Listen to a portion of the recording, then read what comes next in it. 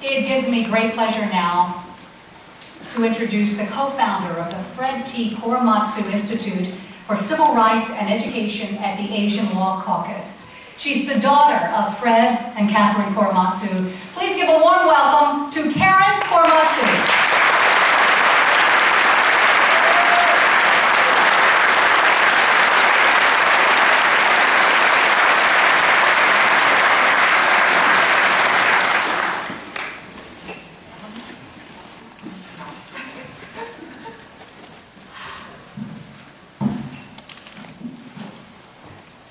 Good afternoon, everyone.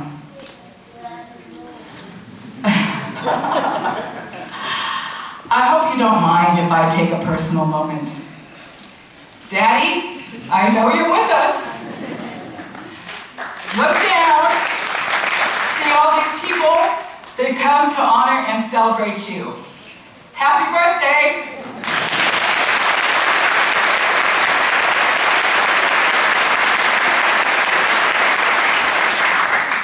On behalf of my family, I want to thank all of you for coming here today and participating in this inaugural Fred Korematsu Day of Civil Liberties and the Constitution. At this time, I would like to acknowledge my mother, Catherine, who was married to my father for 58.5 years and his greatest supporter, and my brother, Ken, but more about him later. Also, I'd like to recognize our spouses, my husband, Donald Haig, and my sister-in-law, Cece Korematsu, who allow my brother and I to go on in social justice. Would you all please stand?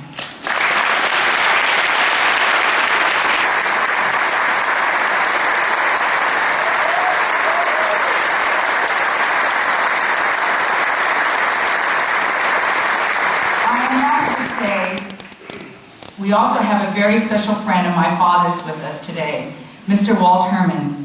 He and my father were friends for over 70 years, starting from their days together at Castlemont High School.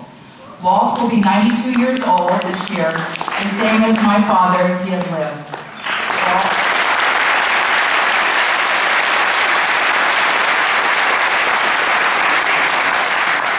I want to tell you my version of the Fred Korematsu story, as it is paved with other heroes along the way.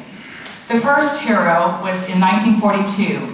Mr. Ernest Bessick, Executive Director of the Northern California affiliate of the American Civil Liberties Union.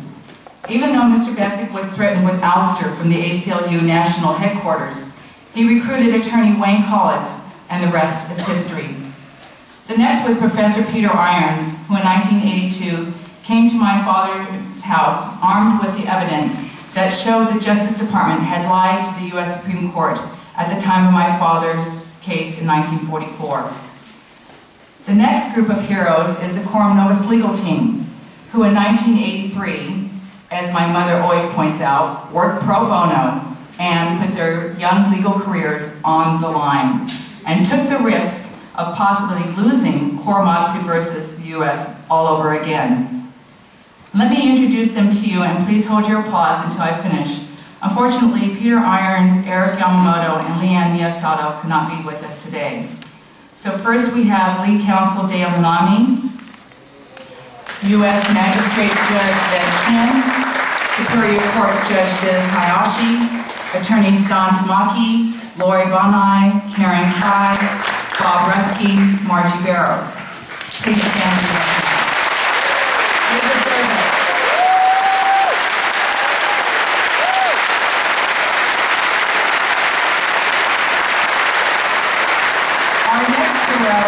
Judge Marilyn Paul Patel, Northern California District Federal Court, who overturned my father's conviction in 1983.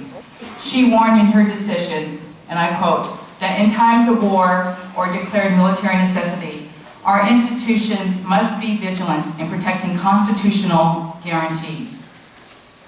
The legal team told us in 1983 that the third part of the case would be education, win or lose. They took that to heart and crisscrossed the U.S. with my father, telling his story and helping him fulfill his mission of education. As you know, several awards were given to my father, who received them also on behalf of the Japanese Americans who were incarcerated. the Presidential Medal of Freedom, the California State Senate Medal, and the Rainbow Push Coalition Advocacy Award presented to my father by Reverend Jackson in 1999. And thank you, Reverend Jackson, for being here today, as you too are a champion of civil rights.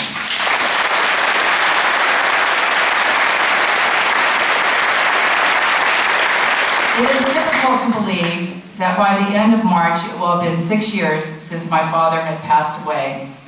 In that amount of time, there have been 3 public schools named after him: the Fred T. Korematsu Center for Law and Equality at Seattle University School of Law was launched in 2009, and one of my father's legal team members is the Associate Director of the Center, Lori Bonai. In 2009, I co-founded with the Asian Law Caucus, the Korematsu Institute, to help carry on the civil rights and education mission that meant so much to my father. And that brings us to today. Thank you, Assembly members Warren Fruitani and Marty Block, for authoring the bill to establish this day, as well as the many co-sponsors that signed on in support. I know you all worked very hard, and you showed that when government works together, success can be achieved in a short period of time. In this case, only 7 months. A sincere thank you to Ling Liu, our first director of the Korematsu Institute, who really didn't know what she was getting into when she first started this job, barely a year ago. Fred Korematsu Day was an unknown, and she had to hit the floor running. You have to realize that the Fred Korematsu Day bill was only signed by the governor on September 3rd, 2009, and we only had 3 months to put together curriculum. Ling will speak to you about that a little bit later. Also, thank you to Evan Goldberg, our education manager, and our fabulous interns who worked so hard on this curriculum and in preparation of this day. Also, I'd like to thank the many volunteers who've been working today and helping to create such a wonderful and memorable celebration. Last but not least, special thanks to our Korematsu Institute Steering Committee for their support and vision.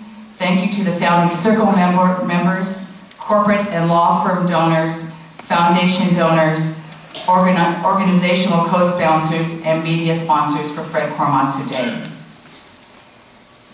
It is sad that my father never lived to see this day.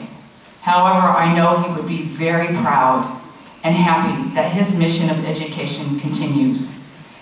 Thank you all for helping to carry on my father's legacy, an American civil rights hero who stood up for our civil liberties and the Constitution for all Americans.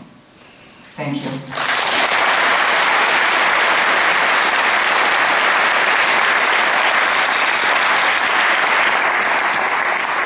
Next, we have a teaser for you, a 2-minute trailer of Civil Wrongs and Rights, the Fred Korematsu story.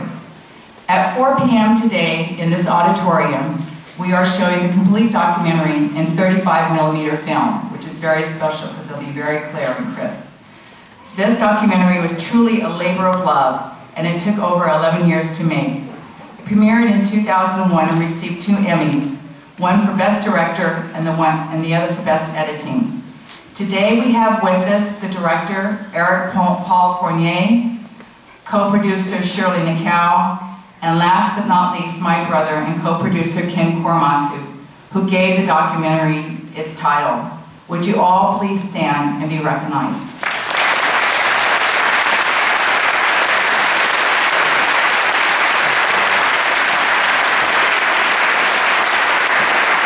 And as they say in Hollywood, roll it.